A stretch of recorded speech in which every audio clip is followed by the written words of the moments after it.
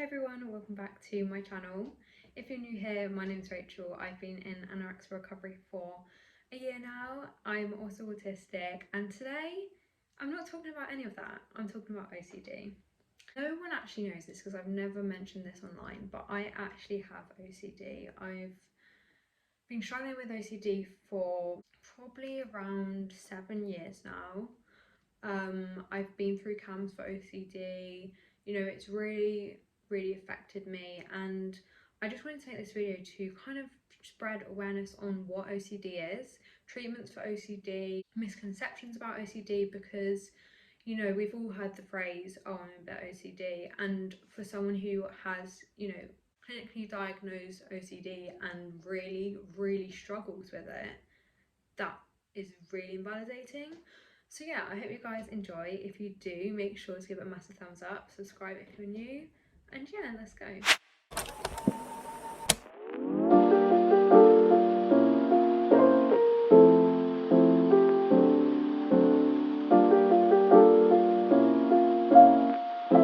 I do just want to add that if you're not diagnosed with OCD, I don't want to invalidate your struggles. So if you think that just because you don't have a diagnosis, it doesn't mean you're not struggling, if that makes sense. Obviously, I've had my diagnosis, and for me that's helped me understand and kind of realize that like, I'm not making this up, if that sounds like a bit weird to say, but for a long time I thought it was all in my head, pardon the pun, because it is. But I think I just want people to know that you can still get help, or you still might need help even if you don't have like clinically diagnosed OCD. So what I would always say is go to a GP as the first port of call. And yeah, so let's start off with what OCD is. I feel like there's a lot of people don't really understand truly what OCD is, and unless you've lived with it, I don't think that there's an easy way to portray what it's like. But I'll read out the definition that I found off of Young Minds website. Okay, so people with OCD have repeating thoughts, images, or feelings that are distressing. These are sometimes known as obsessions or obsessive thoughts. Sometimes when our mind is filled with very upsetting thoughts, we can try to take actions that will bring us relief and make the thoughts go away. We might start to believe that these actions will get rid of our anxiety or make these thoughts go away. That's kind of what it is in a nutshell, but I think for me and from my experience, there's so much more to it than just the intrusive thought. My experience with OCD is that I have certain trauma, and OCD is a way that my brain's figured out to cope with that trauma. Because OCD, I get intrusive thoughts about this person's say gonna die, or this person's doing this, and in order to mitigate that anxiety, I have to do compulsions in order for those events not to happen. I know it sounds quite difficult to understand, because you might think, oh, just don't do, you can see that though doing those actions and doing those compulsions isn't going to stop that thing from happening or have any relation to that thing happening. It's not cause and effect, if that makes sense. But for someone who's got so much anxiety, I'm too scared to not do those things, because I genuinely think that they will happen. And I think you've also got in there the guilt of if you don't do it, you don't love the person, or if you don't do it, you don't care. And then you've also got the other side of things is what if it does happen? What if this one time I don't do it, it does happen? What if, because I've done it all these years, that's why it's not happened, because I've done it. And a big part of overcoming OCD is understanding that the compulsions you're doing to try and stop that event from happening, they don't one doesn't affect the other. I think the thoughts are so distressing, they're intrusive thoughts, and I guess the reaction is to try and get them to go away. And by doing these compulsions, whatever they may be, it does give you temporary relief from that fear and that distress. Okay, let me give you an example. So one might be that you have to wash your hands again, or someone in your family is going to die, say. So I think if you put yourself in that person's shoes, what you're going to do is wash your hands again, because you feel like that's truth and that's fact and that's what's going to happen, and you're so beyond scared that it will happen that you just have to do it, because by doing it, once you've done it, you feel that relief that they're not going to die anymore.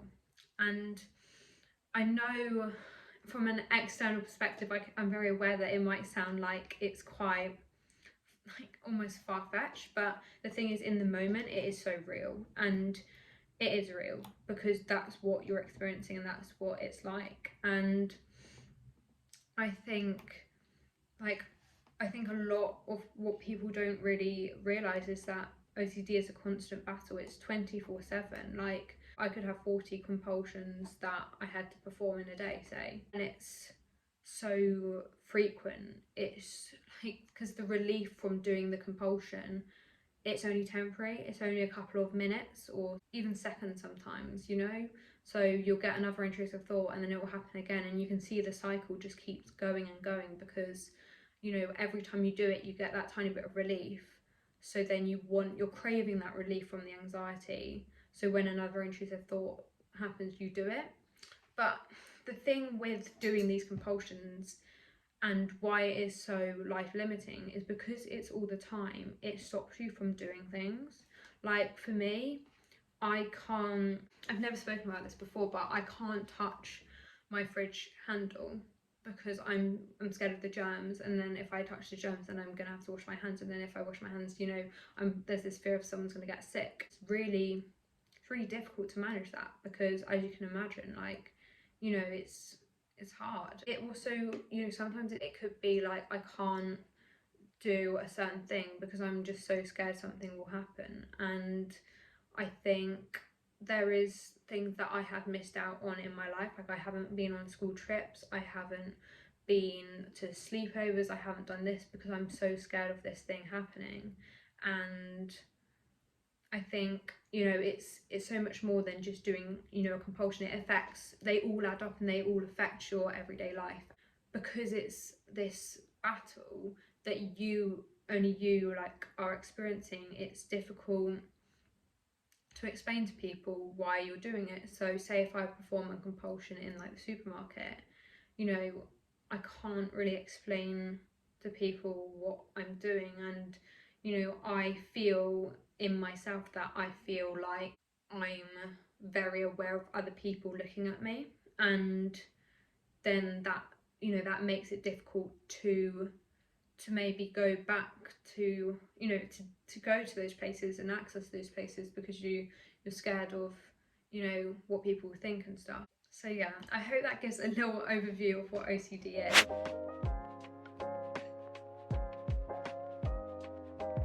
But a few misconceptions about OCD is that it's just about being clean and tidy. No, it's so much more, and often it's tailored to the individual. So it's the individual's trauma or the individual's anxieties is what OCD shape shifts into. So, say my trauma, it will use that against me. Obviously, that's very personalized to me in a sense that, like, it's directly, you know, that's the thing that scares me the most. That's what makes it so scary. Like, for some things, like, you know, they wouldn't scare me as much. It means I feel like I need to do that compulsion. I don't know if that makes sense. I think everyone's compulsion is going to be different. Obviously, there's some that overlap, like some more common ones, but I think this misconception about it being clean and tidy, it's just that might be the case for some people 100%, but not for others. And there's also like another misconception that OCD is a choice. Like, you know, OCD, you know, I can't control these intrusive thoughts coming in, and although I consciously do the compulsions, you know, it's not my choice to have, you know, this much fear. if that makes sense. Like, of course you can go to therapy and you can work through it and you can help it and you can overcome OCD, but you know, the actual choice of having OCD isn't a choice. It's a I guess it's kind of like a coping mechanism to mitigate your anxiety in a way. Another one is OCD isn't invasive or restricting. Gosh, no, this gets me so annoyed because it's like OCD affects so much of my life, and what's annoying is people just don't realize how much OCD interferes with, you know, daily things. And as I said, like I could perform like 40 compulsions a day, and if you work that out, that's like loads. And the constant fear and the constant anxiety, it's just so consuming and mentally draining.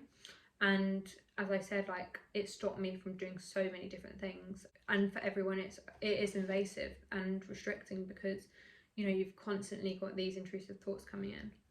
Okay, so some therapies for OCD.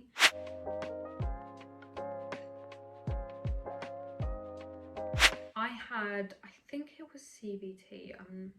Think so. But some other ones are like CBT using exposure response prevention, psychological therapy such as counselling, art therapy, occupational therapy, and family therapy. These are all online. If you want to read more about them, I found this on Mind website, Young Minds, of course, your GP to get a referral, and then online there's also loads of workbooks. But what I found helpful is just talking to people about what it feels like and the root cause of why you're doing it. Like what is this link between the intrusive thought you're getting and, you know, childhood events or past events? What is the links? You know, how can we rationalize it so that you kind of put into perspective how small of a chance it is from happening? So say someone dying, you know, talk it through, and I think rationalizing it does help.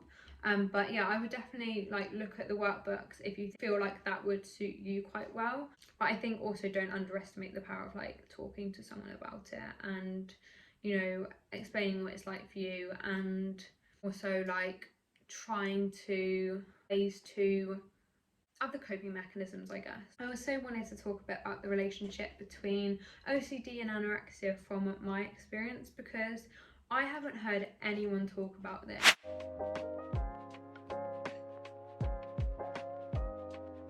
And for me, OCD came first, and then anorexia, and I can definitely see them both feed into each other, because you can have intrusive thoughts and then they can start manifesting themselves around food, and then they have the influence of anorexia and restricting, while also making you perform these compulsions or not, you know, not eat certain things because you think this is going to happen and stuff like that. And I think they both kind of use each other. So OCD will use like anorexia for restricting food and then make it, you know, a compulsion. Then anorexia will use OCD to kind of reinforce the fact that you can't eat or you can't do a certain thing because a bad thing will happen. I don't know if that makes sense, but it's this kind of crazy overlap. I think, you know, such a big kind of correlation between both of them, and definitely like I would see it as like a Venn diagram, like they both overlap and contribute and fuel each other. So yeah, that's kind of like my like a very whistle stop tour of OCD and what it is, and you know, some, you know, ways to cope. I also want to say that a really good website is called getselfhelp.com. It's free, and it's just got so many worksheets and so much information on loads of different mental health challenges. I just really like ask you that when you use OCD in like a sentence, just make sure that you're using it in the correct way, because throwaway sentences like, oh, I'm a bit OCD, or that's affecting my OCD, it's really invalidating for me as someone who really struggles with it. And also the fact that OCD isn't just about those things. OCD is so much more to it, and it's so like invasive and stuff like that for the person who, you know, suffers with it. Yeah, I just hope that's helpful. I hope you enjoyed. If you did, make sure to give it a massive thumbs up. Subscribe if you're new. I will make a video on depression and my experience, and kind of some helpful tools and like stuff to, you know, break the cycles. But yeah, I'll see you very soon for a brand new video. Thanks guys.